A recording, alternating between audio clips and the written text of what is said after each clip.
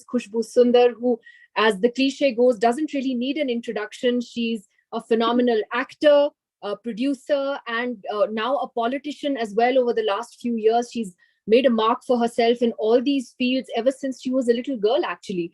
And then, of course, taking a jump from acting to politics in the last decade or so, where also she has tasted success. It's wonderful, Khushbu, to welcome you to Geetam. Thank you so much for taking the time out to talk to us about your life and your successes over the years. First of all, you have just recovered from COVID recently. What was that like for you? And, what next? I don't know. I mean, the first two waves, I was not infected. I was fine. In fact, I was in charge of one of the constituencies here. I was meeting a lot of people. I was amidst crowd, but I was safe. But this time, I think, I don't know, Omicron fell in love with me, decided to stick to me. Actually, my daughter and my mother-in-law were down with COVID, and I think I was looking after them, and that's how I got it from them. But a week of quarantine, because it was very mild, I was fine. It's just that I've never been alone, and being alone in a room was something for me. Somebody like me who loves to be with people, who loves to keep doing something. I can't sit in one place, and my husband says that it's something you're born with, that you can't sit quiet, you can't sit idle even for a moment.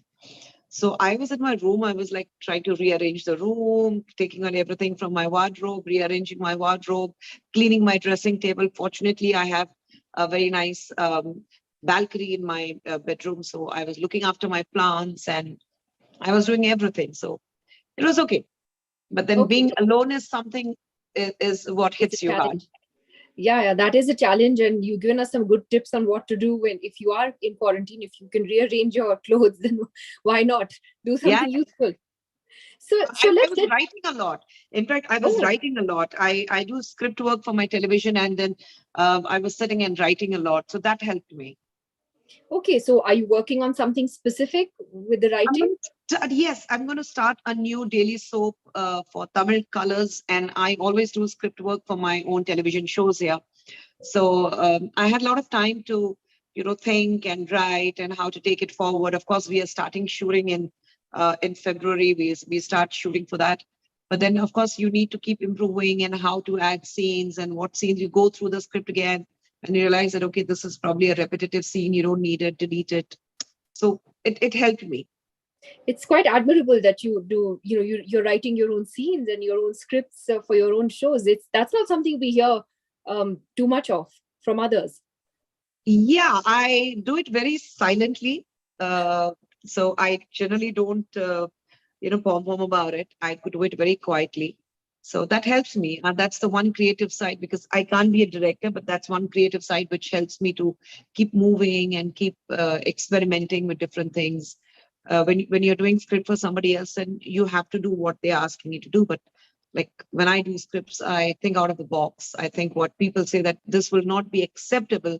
I find ways for people to accept those things. So I think out of the box. That's it. Well, that's something new I've learned about you. And I know that there are hundreds of people actually who signed up for today's webinar to listen to you and would like to get to know you, beyond the public persona. So let me ask you first about, your childhood. You were born in Mumbai, and your parents gave you, this is actually your stage name, Khushbu, isn't it? Because you became a child actor. So how did that happen? And why was the name Khushbu chosen for you? No, actually, how I started in cinema, I really don't know how I started in cinema, but I do know that I am here because of Hema Malini ji's mother, Mummy ji, Jaya Chakravarti ji. We used to call her Mummy ji. And Hema ji herself, because I don't know, I think my brother and Hema ji's nephew, they were classmates or in the same school. And I would tag along with my elder brother to his home. And that's how I was, seeing Hema ji and Mummy ji all the time when I was 7 or 8 years old. And I have literally been in Hema ji's home from morning till evening, watching her do makeup, watching her doing her Bharatnatyam practice. They used to have ground floor to 2 floors. They used to have a complete shelf which was of all her shields and trophies. And I would start from ground floor, start counting. And I remember they used to have a huge Halican staircase. So I used to keep running up to keep counting. But by the time I would touch the first floor, I would forget the count because the amount of trophies and shields she had. And that's where Ravi Chopra uncle saw me, and he wanted me to do the Burning Train. And he asked Mummy ji if I would, be part of the film. And then Mummy ji just called me and she said, cinema mein kaam karega. And all I asked her is, Rose, ek ice cream denge? And she said, yes. I said, te karega. And that's how I walked into cinema. My very next film was again Naseeb, where Hemanti was there. And that's when again, people said that the dream girl is actually promoting or recommending a child actor. So whether it was Prakash Mehra ji, whether it was Manmohan Desai or Ravi Chopra, B.R. Chopra, everyone. So, that is how it was mouth-to-mouth publicity. And that is how I got into films as a child actor. You were what, 9 or 10 years old when you I started? was 7 or 8 when I started first. And I did a lot of films for Navketan Films and with Amit Uncle, Shashi Uncle, you name it. I mean, every possible actor, then you were part of the film, doing a lot of movies as a child actor. But one film which gave me the recognition was Sunil Dutt Uncle's Dard Ka Rishta.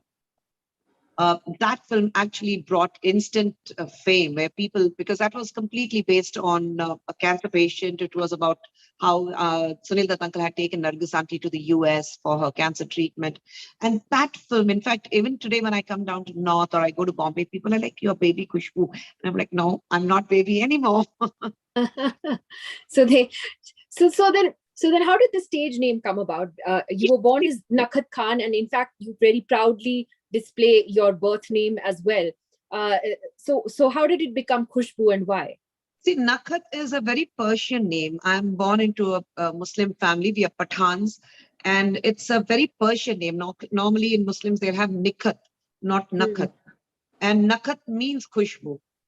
So then they, when Ravi Chopra uncle and B.R. Chopra uncle were there, they were like, Nakhat, it's a very different name. What does it mean? And then they said it means Khushbu. So I said, that's better. It's easier for everyone to understand. So that is how my stage name came, Baby Khushbu. And it's been there. But my family still calls me Nakhat. My school friends call me Nakhat. My teachers call me Nakhat. So very few, and I'm very possessive about that name. Very few friends in South call me by my real name. So any unknown person calls me Nakhat, I get a little offended. I said, no, that's something very personal and I'll have to keep it that way. So what was that like for you? I mean, you were so young, just 8 years old when you started acting. Obviously, being so young, you were conditioned to believe that this is what life was like. But was it also very difficult to juggle with schoolwork? And what was it like to be in the limelight at such a young age for you? See, you're a kid, you don't actually think, as an 8-year-old, you don't actually think that what life is about. You're there were other kids. And of course, I was looked after very well. And you are amidst the biggest stars of Indian cinema. You were with them. And they were literally looking after you very well. And one thing which I terribly missed was school, because I was fairly a good student. And my principal, even today, she regrets. She said, you shouldn't have quit. But I quit when I was in 9th standard. And schooling is something I missed. I wish I could have finished my education and done something, at least had a degree with me to put it up on the wall and say, okay, you're educated, you have a degree for yourself. But I couldn't do that. And that's one thing I really regret, because there was a time when I couldn't juggle between movies and my studies both. So I had to make a choice. And I became the breadwinner of the family at a very young age. So I didn't have a choice, because my dad was taking a decision for me. So he decided being in films and bringing Moolah at home was far more important than me being academically successful. So I had to quit in my 9th standard. But otherwise, I think I don't even look back and think it was difficult. I took it up thinking that, okay, that's my duty to do it towards my family, towards my loved one. And I just did it. So in a sense, do you think you had to grow up very quickly because you had this responsibility of being the family's breadwinner? Yes, I grew up very quickly, but I grew up overnight in '86 when Dad left us. Uh, he just decided one day when I raised few questions, and he decided one day that he doesn't need us anymore. So he just quit. We all were in Chennai. We were in a rented place. I had not even started working in Tamil films. I was just doing Telugu films. And I just started doing Telugu films in '86. And my dad overnight decided that he had another family which we were not aware of. And he decided that he needs to leave us and go. And he just disappeared overnight. He just left us in a lurch and he went. And that's when as a 16-year-old, it hit me hard and I grew up instantly overnight because my all my three older brothers were here. Language was new. I was just starting to do a Telugu film. I don't know where my next month rent for the house is going to come from. I don't know how I'm going to pay my EMI because whatever was there in the bank balance or whatever the jewelry I had, my dad had taken everything because me being a minor, he had access to everything. He was, accessible to all my accounts and my locker and everything. So we suddenly realized that we had nothing with us except the wooden furniture what we had. And that's when the problem started because I had asked my dad, I said, what happened to all the money that I have made till date, or whether I did as a child actor or Hindi films? What have you invested for the future of the family or me? And he turned around, he said, okay, this wooden chair is in your name and that wooden sofa is in your name. And I like, no, I don't need that. What is, because I was making quite a good money. So where is the money? And we had problems then. And like I said, that hit me hard. And that's when I had to grow up overnight. Wow, I mean that's a part of your life I never really knew about. That's really a lot to deal with at such a young age. Do you feel that in a way um, impacted how you looked at life and at things even now, decades later? Because with especially with girls and their fathers, it's a very special relationship, and I'm sure it must have impacted you in the decades ahead. No, in fact, it made me a very, very strong person because when my dad left, uh, he said, that you're going to come back to me on all your fours like a dog crawling back to me and begging me to take you back. And I looked into his eyes and I said, I will make sure that I poison my mom and my three brothers and I myself will jump in front of a running train, but I'll never come back to you. And trust me, he left us in '86, and I think he passed away last year. And I didn't see him all these years, 35 long years. I didn't even see him. Wow. But that's, I mean, that's really quite a story. Hats off to you. I mean, for dealing with, that kind of an emotional trauma at that age and taking responsibility. Um, so what happened after that? You were obviously as a child artist doing these big films with big Bollywood actors, like you said, Amit Ji, Shashi Kapoor. You name them, they were all, you were co-starring with them. And now you're a teenager. You're now venturing into the South, but you really became a superstar in Tamil cinema. So when did that actually happen for you? I think I was just the lucky one, maybe because, see, when dad left us, I couldn't do a lot of Hindi films. There were some amazing films which came my way, but I couldn't do it. I was signed by Boni Kapoorji when I was 13, and I was under a contract with him where he wanted me to introduce in films. So Boni ji actually enrolled me into dance class, Kathak and Bharatanatyam, horse riding, swimming, and you name it. He said, no, I want you to prepare yourself before you walk into films. And he wanted to launch me with Sanju. But dad had indifferences with him and dad didn't wait because like I said, I had become the breadwinner. So dad was like, no, she has to do film, she can't keep waiting. And then he went on, I think he had a spat with Boniji and we came out of the contract, and then he signed some wrong films, right, left and center, which didn't help me with my career. And in fact, what happened was when I was doing a Telugu film, it just came Venki. I was introduced with Venkatesh. Me and Venki were introduced together in Kaliyuga Pandavlu in Telugu. And Venki saw one of my Hindi films, and then he recommended me to his dad and said that, okay, I think this girl would really, really suit this character. And that is how and my dad was totally against me doing a South Indian film. And I said, no, I will do it, because for me, it was Suresh Productions, who has done some beautiful, wonderful, super hit Hindi films. Director was K. Raghavendra Rao, who had introduced Sri Devi to Hindi films.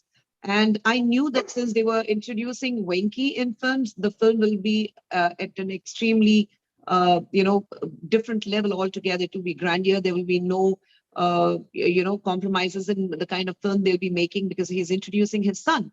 So I was very keen to be part of that production house, and I fought with my dad, and I got on board. And I think after that, immediately when I was doing a film with Venki, I was offered a Telugu film, my second Telugu film with Nagarjuna. And I grabbed that opportunity also. So, I was taking my own decisions, that the kind of films I wanted to do. And I think that actually rubbed my father the wrong way, that I'm grown up and I'm taking decisions on my own. I'm not letting him decide the kind of films, because I saw the kind of films he signed up with me for me in Bombay were like absolutely mess. The only thing that mattered to him was how much of money can they pay me for a film, whether there's a good star cast, whether the script is good, whether I have a very good role. It was not important to him. So here, for me, it was a career. I was looking at I had quit schooling, and for me, it was very important that I make a career out of myself, because I don't have the dedication on my side. So this is the only thing I know. These films were super hits for me. And while I was shooting for this film, after Dad left me, I was offered a Kannada film. That became a golden jubilee. And while I was shooting for that film, Prabhu sir saw me shooting in AVM Studios, and then he went and said that, okay, we are looking for a girl to play a lead opposite me. And that's how I got my first Tamil film, 87.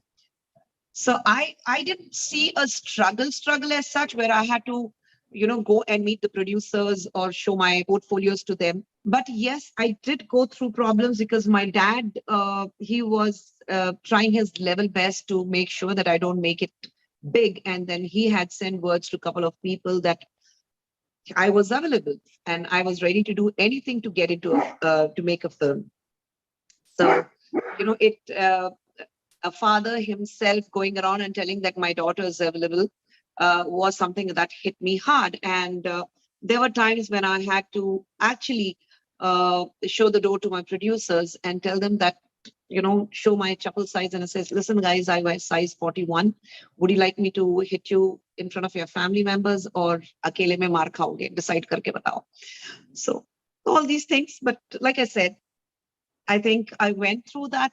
And that is why I am where I am today, as a very, very strong person. What was the role of your mother then, when all this happened with you and your dad, and this sort of falling out happened? Was she a pillar of support? Yes, she was a huge support. But then my mom also went through that complete emotional turmoil, because she's a typical Muslim lady, very, very conservative. She has not seen the outside world. All she knew was my dad, the family. And my dad was a very, very abusive father. I have seen him. So, but the typical Indian mentality, women, that kuch bhi ho jaye, pati hona chahiye, pati ke saath rehna chahiye. And then, that it emotionally hit her heart that there's another woman in his life and we were not aware of it. And he walked out on us, and how much he tried to defame me, or try to make sure that I couldn't make it big. So that hit my mom very hard. And then suddenly she found herself alone. So she was going through this complete emotional turmoil, and I wasn't at home because I was working. So, she and my brothers, they found it very difficult to balance it. But then over a period of time, yes, she has been my biggest support, and she lives with me today. So I don't let her go anywhere. So she's been my biggest support system. I mean, she trusted me blindly. She just trusted me blindly. She said, no, if you can make it this far, you can definitely do better for yourself. So she had a blind trust. And even today, she just trusts me blindly.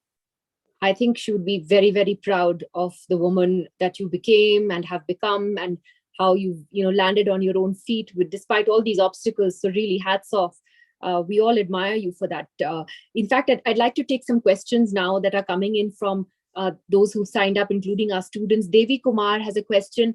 How do you take criticism in your life, and how do you motivate yourself when faced with criticism? I take criticism on my face. I mean, I don't have a problem. There is a very thin line between being judgmental and being opinionated. So till you're opinionated, I'm fine with it. You cannot be judgmental without knowing me, what kind of a person I am. Criticism, what I'm doing wrong, what for you it's wrong, for me it's right. And I feel it's a democratic society. So you criticize me, well and good. Thank you very much. I don't have a problem in anybody criticizing me. So all I say is thank you. And there are times when I also, try to think that probably this person, if is criticizing me, there should be some truth to it. Let me see if I can work on those lines. So I take it in a very, very positive way. Dr. Deepthi D wants to know that, do you feel that having an education and being successful in life are dependent on each other? I don't think so. Is what No, Dr. Deepthi has definitely said. not. I mean, if education and life has to be together, I wouldn't be here answering the questions. But the only thing is, being in cinema, what happens is I don't know anything else except cinema. You ask me to do a business, of course, I do business. I'm a filmmaker, I'm a producer. So that's the only thing I know. I mean, you ask me to do any other business, I'm zero. I have no knowledge. You ask me to manage finances. I've learned over a period of time, but then there have been times that I've gone absolutely wrong on how to manage finances. So education helps you that how to invest. Education helps you how to manage a crisis in your business. All that helps you. But I don't think, I mean, if it was education and life, everything needs to go hand in hand to be successful. No, we wouldn't have had Sachin Tendulkar if that was the case. So tell me, we'll come back to the film career, because I know a lot of people have film related questions. But I want to know how you decided to take the plunge into politics. Now, by this time, you're a hugely successful actor. You have done, 150 Tamil films alone. So God knows how many more when you add other industries. And you first joined the DMK, if I'm not mistaken. Yes. It's all happened in the last decade. What made you decide that politics was something that was for you? In 2005, I wrote an article in India Today. And it was a cover story where we were discussing about HIV, which was taking India with a storm. And Namakkal in Tamil Nadu was the base of HIV. The maximum number of patients of HIV patients were from Namakkal, because that was a hub for truck drivers. We also learned that most of the women in Namakkal were thrown out of their houses because they tested positive for HIV. Now, it's only the women who were boycotted who were thrown out of their houses. Men were not even questioned. It is the women who were looked upon, saying that you are of not a good character because you have HIV. How are they transmitted? You don't know. We see many children during those times being thrown out on the streets, illegitimate children. They're thrown into the houses you have. And we were doing a story and I wrote an article. And that's when there were few political parties who were just mushrooming here. And they caught up out of the blue. They caught up and they said that I have defamed Tamil women, Tamil culture, and the chastity of a Tamil woman. It had nothing to do with that. And I was, in fact, holidaying abroad with my family, my husband and my two daughters. We were in Singapore. And, I had these people, they were all right. We had to come back because my daughter fell sick. And we came back, and then there were people, and I couldn't even take my daughter, who was 5-year-old. She was down with dengue, and I couldn't even take her to the hospital because there were 2,000 people outside my house. Wow. Blocking the road, and they would not allow me to budge. So I was not even able to take my daughter as a mother. I was not able to take my child to the hospital because dengue was very fresh then here, and we didn't know how to treat it. So I had to bring the hospital into my house. There was a nurse. She was treated at home. She was an IV line. We had to check her platelet levels, everything. So she was treated at home, and I fought the case for 5 years. But in between, when I was fighting these cases, there was politically motivated people, and there was one area where they had issued a non-bailable warrant to me on a Friday afternoon. knowing very well that I cannot get a bail on Saturday and Sunday. So I went through these lot of rut in between where I couldn't see my children for a week, a 3-year-old kid, a 5-year-old kid. I can't see them. They're without the mother. They don't know what to do. And I'm hiding. So I went through the turmoil. And around 2007, I decided that these guys who are absolutely unknown, they are claiming to be politically motivated or from political parties, trying to be politicians, but riding on my success story and my shoulders. They're using me as a bait to gain publicity, which they don't deserve it. And that is when I told my husband that if I need to get into politics to answer them back, then let me do it. But my husband said, and this was in 2007, but my husband said, see, if you join any political party, and my cases were from High Court, we had moved to Supreme Court. There were 22 cases which were in Supreme Court. So my husband said, if you're going to get into any political party, and tomorrow when you win the cases in Supreme Court, they're going to say that because you had a political support, you won the cases. So I would suggest that you win the cases and then you join politics. And that made sense. That really made sense. So I won the cases in April 2010, and May 2010, I joined the DMK. And I always looked up at Dr. Kalingar during my stay here in Tamil Nadu as a CM, the way he spoke, the way he managed people, the way he was accessible. And I was seeing both Madam Lalita as well as Dr. Kalingar. And I always had my likings towards Dr. Kalingar. I don't know for what, from the time I met him. And like I said, I saw him functioning as a CM. So I really liked the way he functioned. And, I was like, okay, this will give me a larger platform. Today, I have the name, I have the support of my family. I'm financially sound to spend so much of money from my pocket to fight the cases in Supreme Court. So what about the other women? What about other people who are not able to do it? Who are implemented in false cases, who do not have, I stood my ground. All these political people, the people who were against me, they thought that I'm going to break and I'm going to sit in one corner and I'm going to cry and I'm going to apologize. I did none of it. I said, I will fight with you. And I looked them in their eyes, and I fought with them, and I won the cases. So I had the strength with me. How many people find that strength? How many people find that support system? So that is when I decided that I need to be the voice of the people who do not find the strength, who do not find the support to speak for them.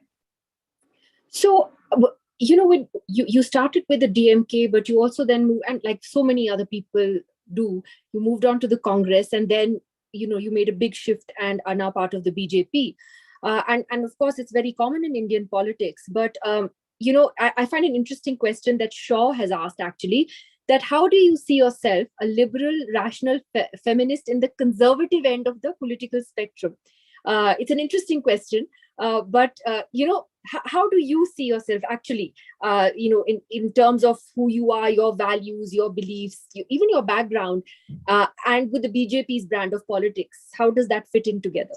No, I think it's just that few people speak about BJP. BJP is actually not what people assume it is. You have never seen a prime minister speaking against any of the religion. You have never seen a party president, Naddaji, speaking. You have never seen the main leaders speaking. There are few incidents where, yes, we have found few leaders speaking very rationally, and it can hit you hard, the kind of statement they make, the kind of words they make, but you don't see them speaking again. That means the message goes out very clearly to them from the top leaders that this is not the language we appreciate and this is not the way you speak. I have been part of Congress and I have been part of DMK. And let me tell you, at least BJP is not playing a victim card, or BJP is not trying to be somebody who they are not. It's very clear. Both the parties, they play to the gallery, to play the region. I mean, I would say religious politics. They say that we are absolutely not what it seems to be. Uh, they are very rational. They work. Every department is chosen on which caste and community they belong to, which religion they belong to. Everything is which area needs to be spoken and how do you need to speak even during the election times. This is the area, this is about this caste, so you're not supposed to speak about one particular leader who does not belong to this caste, and because it can go against them. This is the area you need to speak only about Muslims, and you're not going to speak anything about Hindu because it's a Muslim area. This area you're going to speak only about Christianity because this is not where we have Hindus and Muslim votes. So you don't, at least BJP doesn't work. I have been for all the BJP meetings and I've been to different states, and I have been part of their campaigns. So at least we don't speak that language area-wise, community-wise, religion-wise, caste-wise. We don't speak those lines. We speak straight. This is what it is. And let me tell you, if BJP was a very, very religious party, then I don't think in 2019 we would have won more than 300 votes, 300 seats, which very clearly states that it's not only the Hindus, but people from different religion have also voted for Sri Narendra Modi ji to become the Prime Minister again. It's very simple. So can I ask you though that when politicians change parties, and like I said, we're seeing it in the headlines this week as well, with so many senior Congress leaders moving to the BJP and other parties. Often people look and say that, okay, is there any ideology then in politics, especially amongst those who do a complete U-turn, on ideologically, like going from the Congress to the BJP, or even, vice versa, from the TMC to the BJP and whatever. So how would you respond to that criticism? Or do you think that, like as humans evolve, so does a person's politics, so you can change your mind? No, I wouldn't say that. The only question, whoever raises this question, that there's a complete U-turn of your ideology. What is the basic ideology of any political party? Can anybody answer that? Nobody knows. There's only one ideology. Who's going to do better for the country? That is what I look at. That is how I look at it, and that is how I would love everyone to look at it.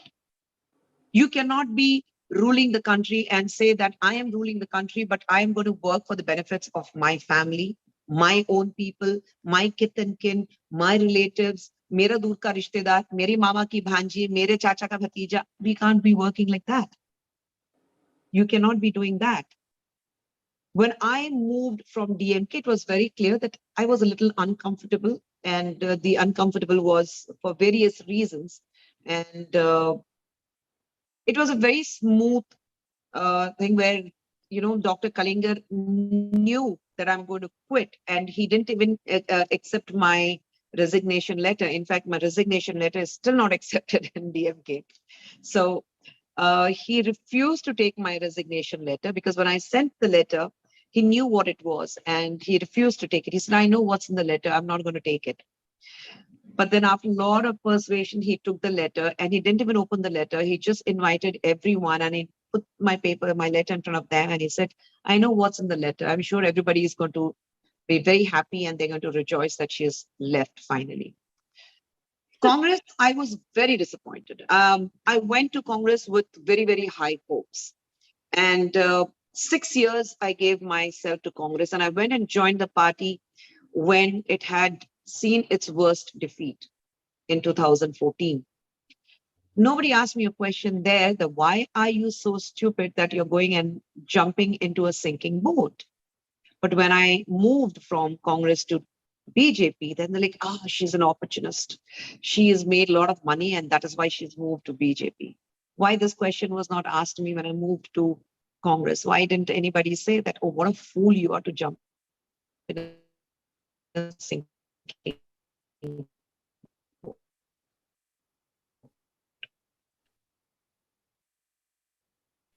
I think we've your line is frozen very briefly. You need to work for the people and work at all. They don't work. Can you hear me now? Yeah, Hello? now we can hear you. Now we Can you can hear hear me? Okay. Yeah. Very disappointed. Very, very disappointed. It is not what it seems to be. There is no leadership at all. Everybody is trying to please one of the leaders in the party. So you are either a Sonia Gandhi clan, or you are a Rahul Gandhi gang, or you are a Priyanka Gandhi gang. You cannot be a Congress party gang. You have different groups within the family, within the Gandhis themselves. And I cannot operate like this. I cannot work like this. Because for me, even state-wise, whether you belong to one particular leader who has his own team formed,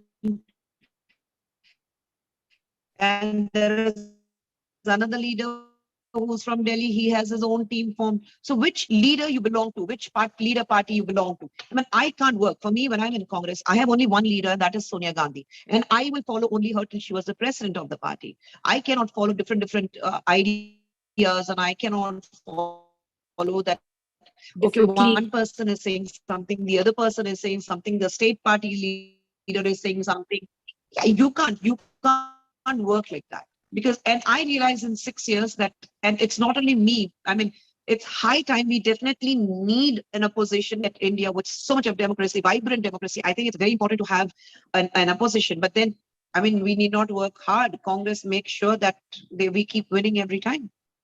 They don't have a leadership at all. Well, Everybody is leaving the party. yeah, that's true. That's true. Let me just get a couple of questions in before we let you go, Khushbu. Um, there is Udaya who wants to know what words do you have to guide us to stay motivated and be strong like you? Just follow your instincts. And I think it's very important to understand that it's within you. You don't need an outsider to give you that push. It's within you. I Unfortunately. follow a very simple formula where I say your success is not permanent. The same way your failures, your pain, your downhill, nothing is permanent. Yes, to come back to the successful level, it's a little difficult. You need to really paddle your pump your paddles more. You need to run. It's an uphill task. But I think it's important to believe in yourself that you can do it. And I think that is what kept me going all these years. Uh, that you see the down, you see the up, you see the problems. You see, I wouldn't say that, okay, I've been smiling all the while. Of course, I go through my emotional turmoil. I go through my pains. I go through my kids drive me crazy. There are times my husband will drive me crazy. There are times my mom will drive me mad. But then I think it's there for me that I love them unconditionally, and they love me back equally. So I feel that there is a problem. This too shall pass. We have been, and I think both me and my husband, we have, this. I have a very positive partner. I'm lucky in that. Uh, that we both understand that nothing is permanent. So let us be happy in whatever we have. So the final question that's come from Hemant is what is the message you'd want to give young people, college students, the youth out there? If there was one sort of message, there's so many things one would want to say, but if there was one thing, what would it be? In today's times, please make memories, because everything is deletable at your fingertip. So let's go back to a little olden days, learn to write letters to each other, preserve the pictures, take out the copies, and make friends, build relationships which are going to last lifelong. Friends, relationships are not about 2-minute noodles. You need them for lifelong. Trust me, I have my friends when I walked into Chennai for the first time, and what kept me going were like a bunch of my 5 friends. I have their names, their initials tattooed here. And that is all. You make friends. I have umpteen number of friends. I know tomorrow uh, I give one shout out and I'll have 100 people coming. My friends will come to me. But these 5 friends are like, they are there. They can give their life for me. So you make friends, you build relationship. And most importantly, please do not get carried away whatever is on social media. Well said. I think that's good advice for all of us, regardless of whether we're young, middle-aged, or old, or whatever. Khushbu Sundar, it was such a pleasure to talk to you. Your life is an inspiration, and thank you so much for speaking to us at Geetam. And wish you all the very best in your future endeavors. Thank you.